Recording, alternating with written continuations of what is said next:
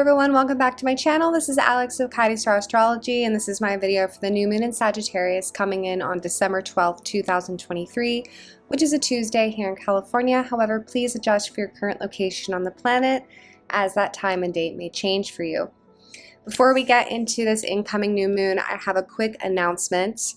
I am putting a flyer up on the screen. If you have been looking for an astrology course on relationships, I'm finally teaching one. I've been asked to do one for a long time, and I'm super excited because this is an area of astrology that I'm actually very passionate about because I use it almost on a daily basis. So if you've been looking for a class on Synastry, I'm teaching it this Sunday, December 10th at 6 p.m. Pacific Standard Time. And if you can't make the live, I will have the recording available. So either way, for more information and to reserve a slot in the course or a recording, shoot me an email at coyotestarastrology@gmail.com. Subject line Synastry, all caps. That just helps me find the emails easier. All right, so let's get into this one. Overall, I like it. I don't know how enthused people are feeling out there. I think that this new moon is definitely going to help break us out of some of the more dense energies that we've been feeling basically since Saturn stationed direct beginning of November.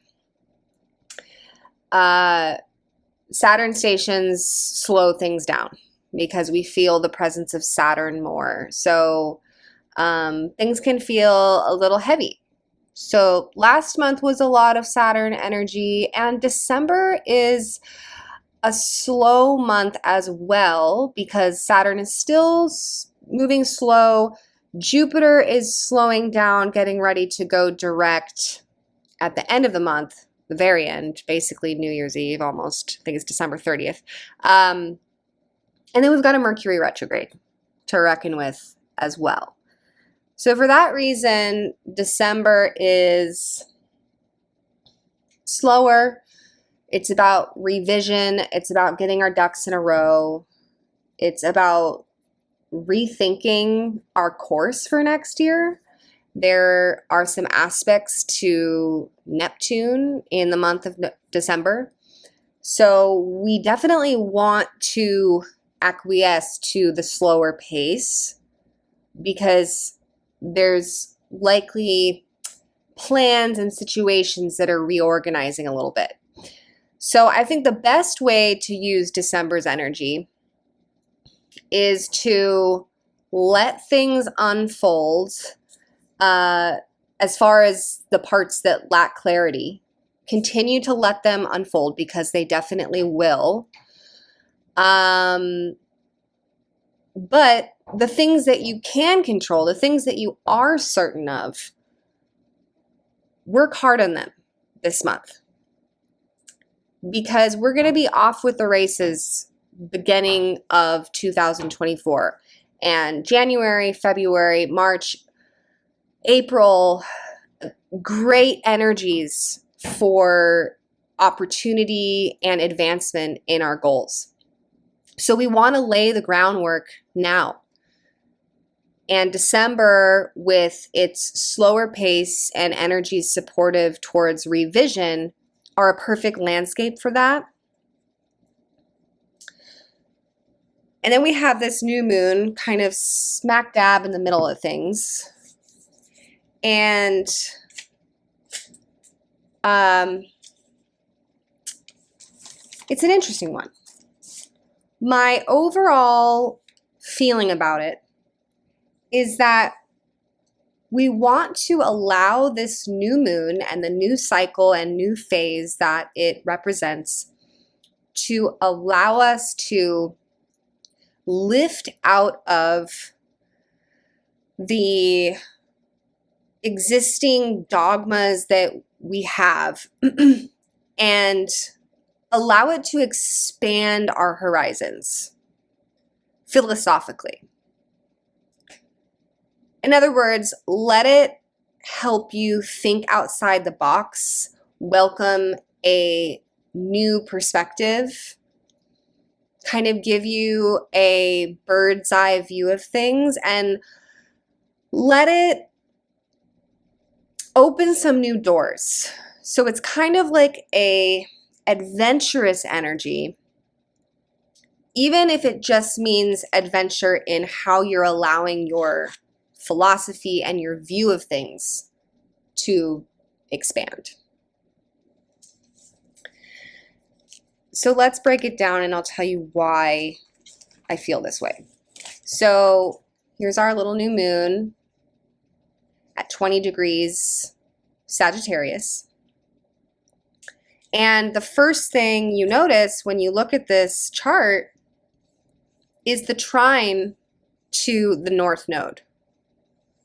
And as an evolutionary astrologer, I love this, because this roughly translates to a new phase or a new beginning that is encouraging and presenting an opportunity, a trine, to new evolutionary growth. Now, that doesn't mean that it's easy. The North Node often isn't, because the North Node requires us to mature as a soul. It requires us to learn a new skill set, one could say, and I don't necessarily mean that literally, but it requires you to kind of raise the bar for yourself, emotionally, spiritually, etc. You know those situations where you don't want to take the high road, but your higher self swoops in and kind of forces you to, and you sort of begrudgingly do the right thing? That's sort of sometimes what the North Node can feel like. Sometimes the North Node can feel exhilarating when we've fully surrendered and we're fully in alignment with the journey, but other times the North Node can feel really uncomfortable. This new moon is kind of like this little door opening and showing us an opportunity to advance. For some, this may feel exciting, and as I said, for other people, depending on how the journey with these nodes has gone so far, for other people it might be a little bit more complicated. But either way, there's absolutely an opportunity coming in. And this opportunity will have us embracing a new layer of the North Node in Aries. So we've been over what this means. This has to do with doing what's best for us, for ourselves, regardless of what other people think, regardless of our attachments to certain relationships in our life. North Node Aries courageously, boldly, and independently carves out a path for itself, even if that means doing it alone. The new moon, of course, is in Sagittarius. So that is where the themes around expanding philosophically come in.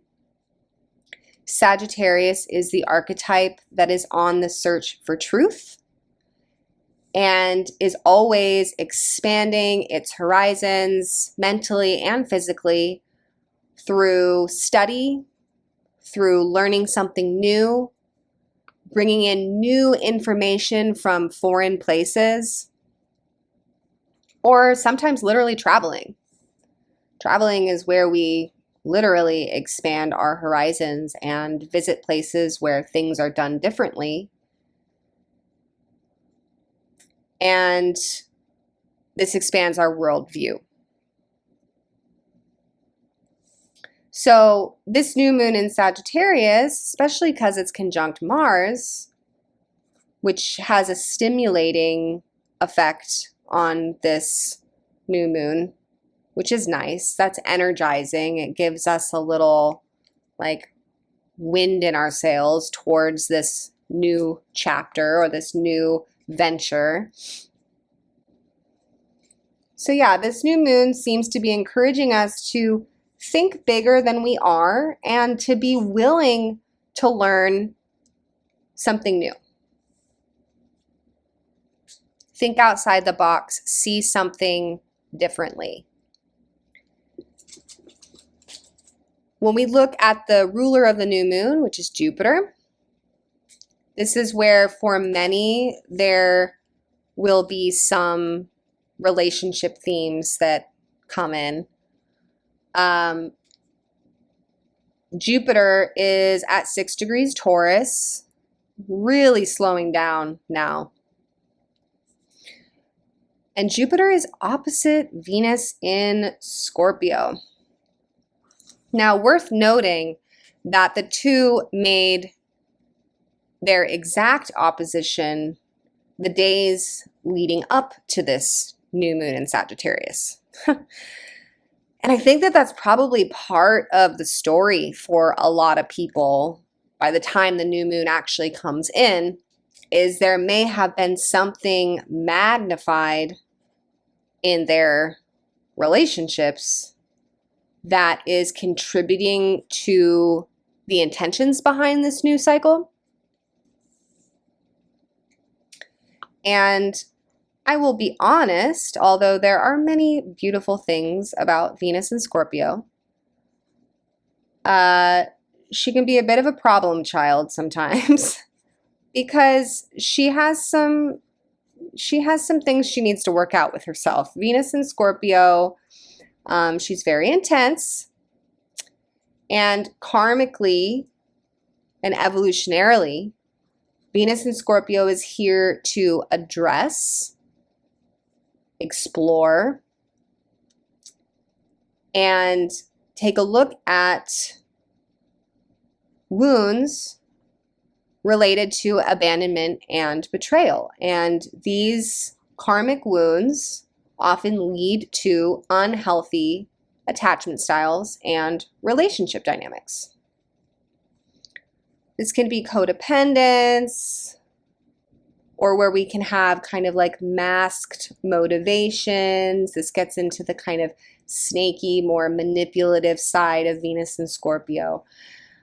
Or we just have overall intensity where Venus and Scorpio can put way, way too much meaning onto the attachments in her life. That's actually one of the core aspects of Venus and Scorpio, is that Scorpio fully osmoses with their intimate partners, like merges on such a deep, deep level, psychically and otherwise, that they sort of lose themselves. And when things change within the relationship, either the relationship ends or it starts to shift, Venus and Scorpio, those inner abandonment wounds get triggered. So Venus and Scorpio, and collectively, this is where we can have unhealthy attachment styles, or where we can attach way too much meaning onto other people. And the polarity, which would be Taurus, is really asking us to find that sense of security and reliability within ourselves. So anyways, having the ruler of this new moon magnify Venus and Scorpio for the collective, this is like having a little magnifying glass shining on the relationships in our life, who has a space in our heart at the moment, all of our relationships. And it can be showing us certain things.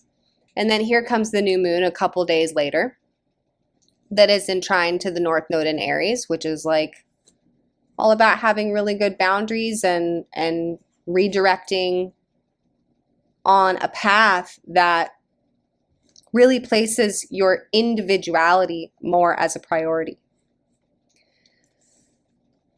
The Jupiter opposite Venus aspect can also have this new moon for some people representing a new cycle related to a need or desire for financial security, etc. So that, again, there is this sense of revision throughout the month of December. So if there are some things in the week following this new moon, or even in the days leading up to it, that are starting to have you doing a U-turn, to need to reconsider something, or there's a delay, or communications get funny, it's all fine. It's just the retrograde energies, right? And if you want a more detailed report of that retrograde, it's the video before this one. I did a whole video on that Mercury retrograde for you. All right, everyone. Well, that feels pretty good to me. Wishing you guys a great weekend. And if you have enjoyed this video, please do give it a like and a share. I really appreciate it. If you are interested in booking a reading with me, I am taking reading appointments right now. You can check out my website, coyotestarastrology.com, to read more about what I offer. And there are links there to book with me.